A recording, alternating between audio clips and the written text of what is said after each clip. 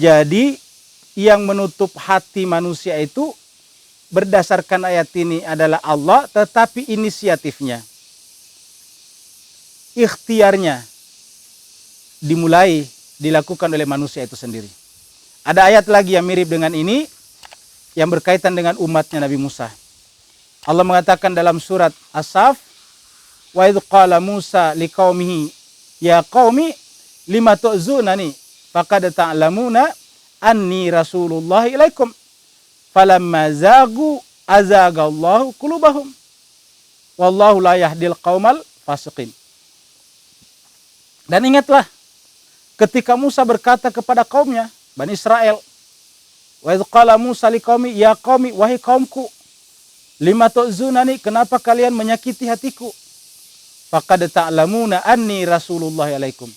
Padahal bukankah kalian tahu, paham bahwa saya ini adalah Rasul Allah bagi kalian semuanya. Kalian tahu, kalian lihat bukti-bukti kenabian dan kerasulan saya. Kalian lihat bagaimana saya diberikan mukjizat menyelamatkan kalian dari kejaran Fir'aun, menyeberang lautan, lautan terbelah. Kalian kelaparan, diberikan makanan dari langit, kehausan diberikan minuman dari dalam batu. Kalian kepanasan, diberikan awan menaungi kalian. Tetapi kenapa kalian kemudian selalu tidak mematuhi perintah-perintah Allah yang diberikan kepada kalian melalui saya? Kenapa kalian menyakiti hati saya? Lima tu'zunani faqad ta'lamuna anni rasulullah ilaikum. Kenapa ini bisa terjadi?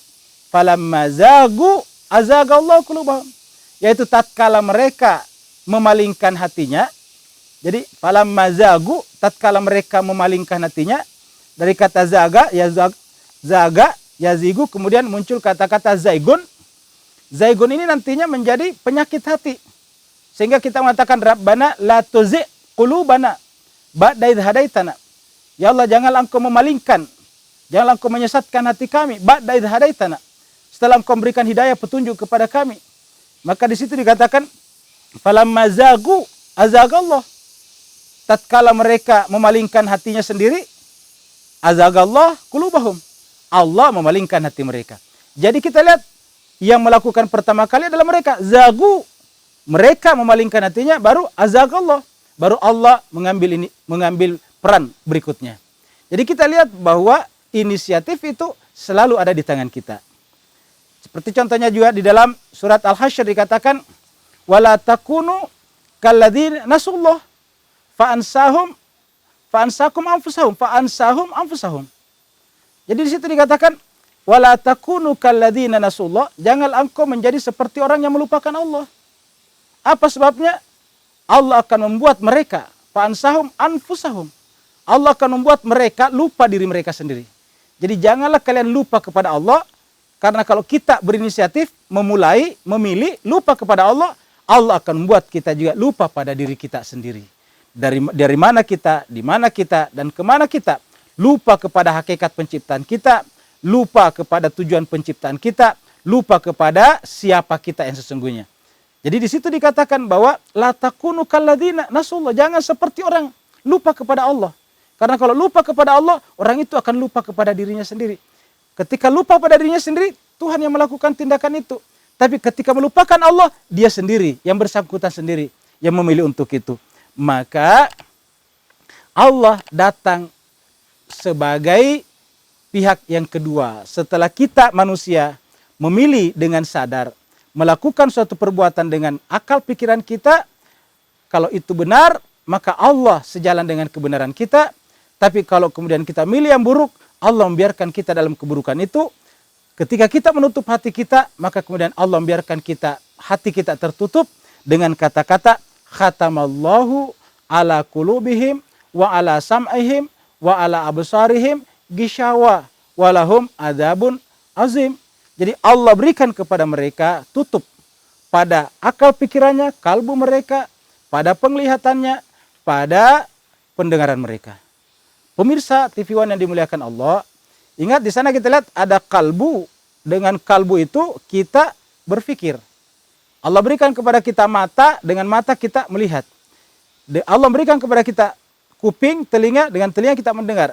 Berarti kita lihat ada 3 fungsi-fungsi zohiriyah dan ada 3 fungsi batinianya. Kalau bahasa komputernya ada 3 fungsi hardware-nya, ada juga 3 fungsi software-nya. Yang pertama adalah otak kita. Otak itu adalah hardware kita. Fungsinya adalah berpikir, menganalisa. Lalu kemudian dari segi penglihatan, Tuhan berikan kepada kita mata sebagai hardware-nya. Fungsinya adalah penglihatan. Kemudian Tuhan berikan kepada kita kuping, telinga. Fungsinya adalah pendengaran. Nah, hewan-hewan punya otaknya, punya matanya, punya kupingnya. Tetapi otaknya tidak bisa berpikir seperti kita berpikir. Tidak bisa melihat matanya seperti kita melihat. Tidak bisa mendengar kupingnya seperti kita mendengar. Mendengarannya kita beda dengan pendengaran hewan-hewan. Pendengaran kita itu bisa melahirkan identifikasi. Penglihatan kita bisa melakukan pemilahan-pemilahan. Bisa melakukan pengumpulan informasi sebanyak-banyaknya. Lalu kemudian kita bisa memilah-milah, itu kalau kita manusia. Nah, kalau hewan-hewan tidak, hanya hardware saja, tidak ada softwarenya. Maka benarlah kata Allah bahwa siapa yang tidak menggunakan softwarenya, padahal Allah berikan hardwarenya, maka mereka itu adalah kal an'am, seperti hewan ternak, balhum adal, bahkan mereka lebih sesat lagi.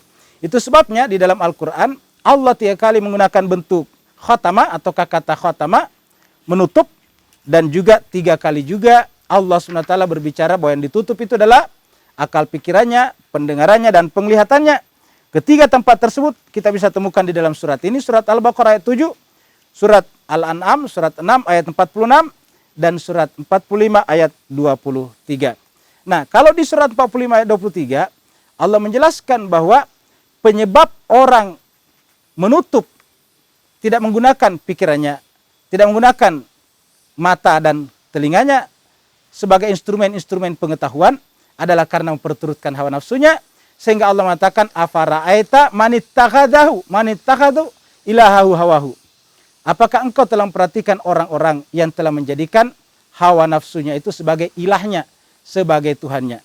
Artinya apa? Orang-orang yang memperturutkan hawa nafsunya sebagai Tuhannya, Allah mengatakan orang seperti itu tidak lagi menggunakan akalnya, tidak lagi menggunakan pendengarannya, tidak lagi menggunakan penglihatannya.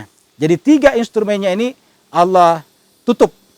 Allah juga mengatakan di dalam ayat lain bahwa setelah ditiupkan roh kepada diri kita, wa nafakha fihi min ruhi wa ja'ala lakumus sam'a wal absara wal afidah. Jadi 3 instrumen ini, 3 alat ini Allah berikan kepada kita bersamaan dengan ditiupkannya roh ke dalam diri kita, sehingga kita sebut ketiganya adalah software, karena ketiganya adalah bersifat spiritual, ruhaniyah.